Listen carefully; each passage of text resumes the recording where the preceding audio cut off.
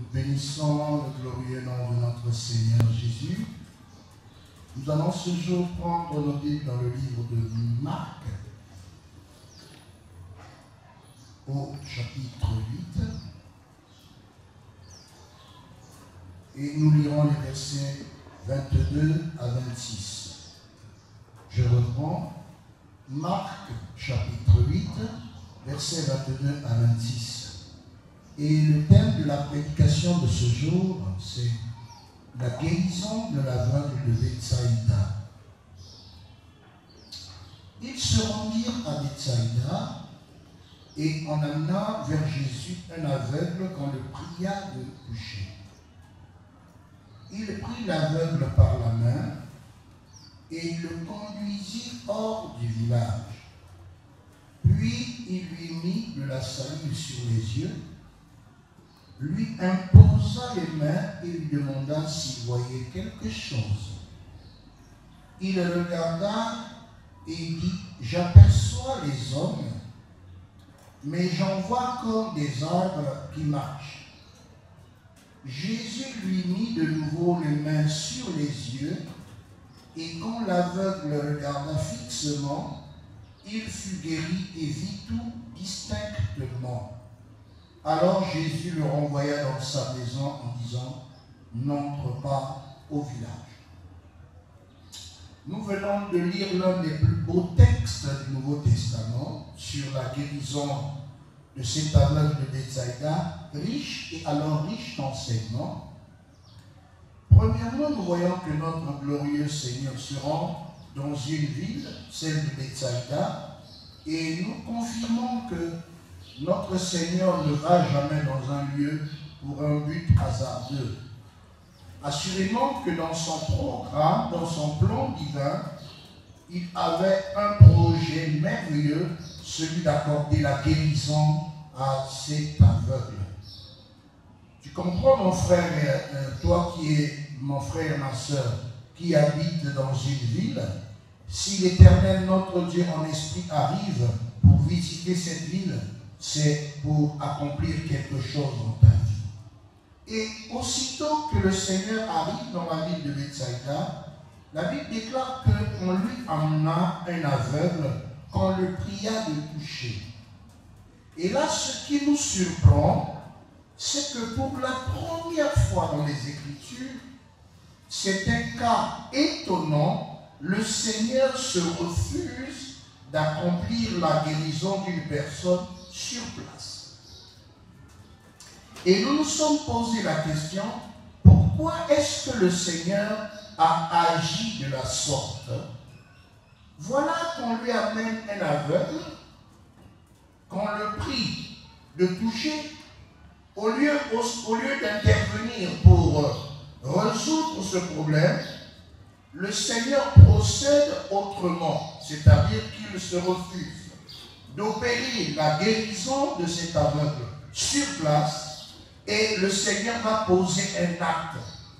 Il prend l'aveugle par la main, il le sort hors de la ville.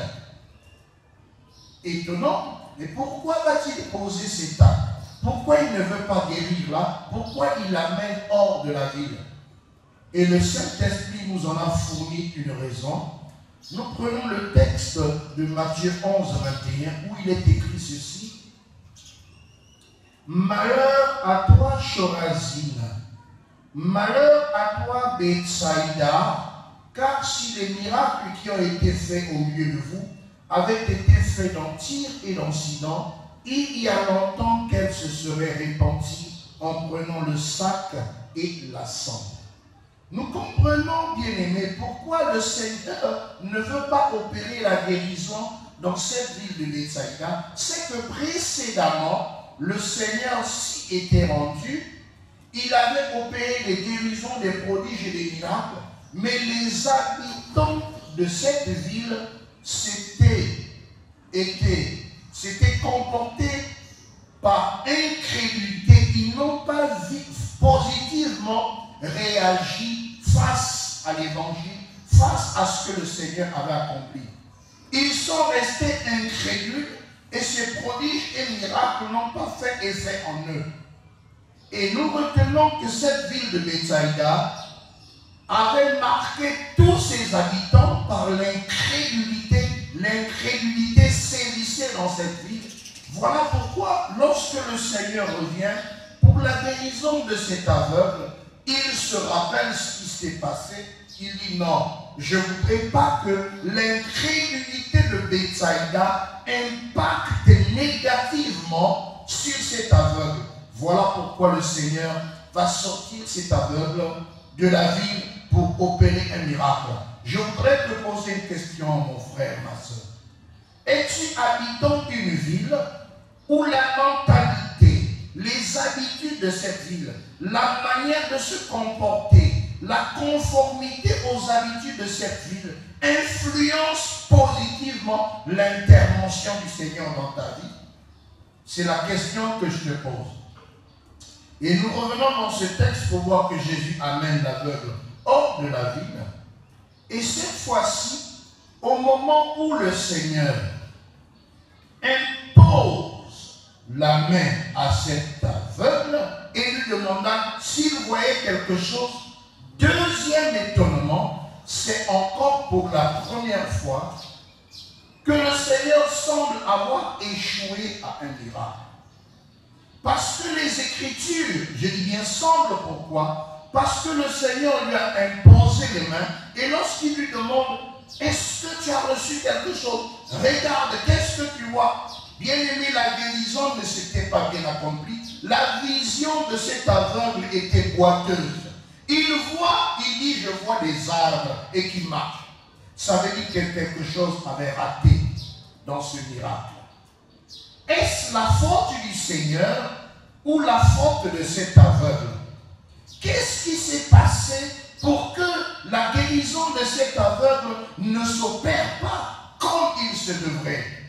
Et tout de suite, en repartant dans Genèse 19, 24 à 26, nous voyons le récit de la femme de Lot, au moment où la ville de Sodome et Gomorrhe, qui était aussi une ville pécheresse, maudite par le Seigneur, et au moment où le Seigneur voulait sortir Lot et sa femme, la femme était restée accrochée sur les habitudes, les mentalités et les choses, et elle s'est retournée pour regarder, alors que Dieu leur avait interdit, elle s'est transformée en statue de sel.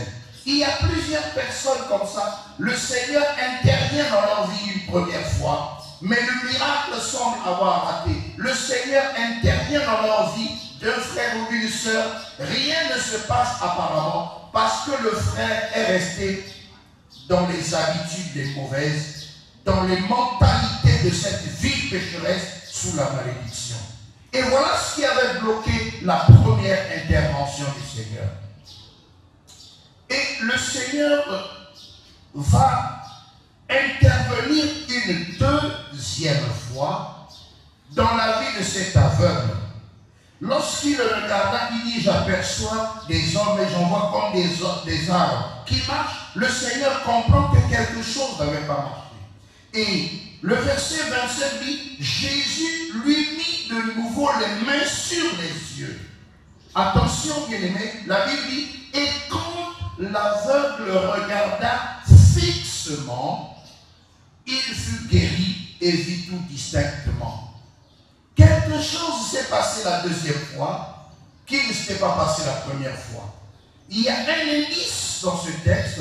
Lorsque le Seigneur intervient la deuxième fois dans la vie de cet aveugle, l'aveugle a posé un acte qu'il n'avait pas posé la première fois. Le livre de Hébreux 12 nous dit, ayons les regards fixés sur Jésus-Christ. Cette fois-ci, pour la deuxième fois, l'aveugle n'a plus eu dans sa mentalité, dans sa tête, les habitudes, les mauvais comportements des habitants de Bethsaïda. L'incrédulité de Bethsaïda n'a pas bloqué sa bénédiction parce qu'il a fixé le regard cette fois-ci au Seigneur. Il a fixé le regard à la parole. Il ne s'est pas distrait et quelque chose s'est passé dans sa vie. Je suis en train de parler à quelqu'un. Est-ce que tu habites une ville dont les mentalités bloquent ta bénédiction? Es-tu habitant d'une ville, une mauvaise ville, où les gens se comportent mal, où les mentalités ne sont pas convenables, et toi aussi, en tant qu'enfant de Dieu, tu vis selon les mentalités de cette ville, et malgré l'intervention du Seigneur, rien ne se fait. Ce jour, je t'invite à sortir des mentalités de cette ville maudite, à sortir des mentalités de la mondanité, sors des habitudes du monde, sors des mentalités de ce monde. Le Seigneur dit dans Romains 12, ne vous conformez pas au siècle présent. Bien-aimé, la mentalité, la conformité au siècle présent empêche le Seigneur d'accomplir quelque chose dans la vie. Plusieurs ont reçu des prophéties, plusieurs le Seigneur ont intervenu dans leur vie, mais la conformité au siècle présent a bloqué leur bénédiction. Et à l'image de cet aveugle, quand il a regardé fixement au moment où le Seigneur a intervenu la deuxième fois, bien-aimé, quelque chose, ça n'a pas attendu des minutes, ça n'a pas attendu des heures, instantanément, le miracle s'est accompli.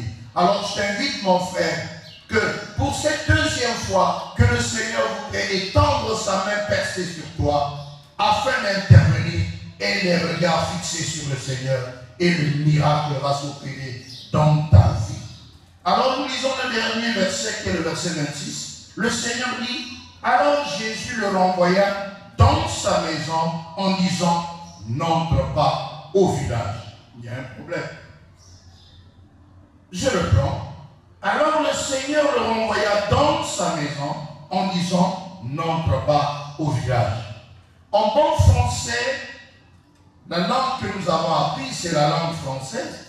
Nous pouvons poser la question, la maison de l'aveugle était où? C'était bien dans le village.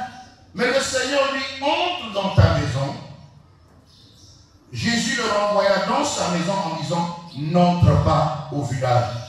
Est-ce que vous comprenez simplement que cette fois-ci, il devait repartir dans sa maison, qui est bien sûr dans le village, mais quand le Seigneur lui dit, n'entre pas dans le village ou au village, ça veut dire que ne te conforme plus aux qualités des habitants de ta vie. Ne marche pas selon le siècle présent. Ne te comporte plus selon ce monde. Ne te laisse pas conduire par les habitudes, par la manière de vivre des mondains, des habitants de ta ville. Le Seigneur a intervenu dans ta vie. Alors rentre chez toi, sors des mentalités de la vie. Que l'Éternel, notre Dieu, vous bénisse.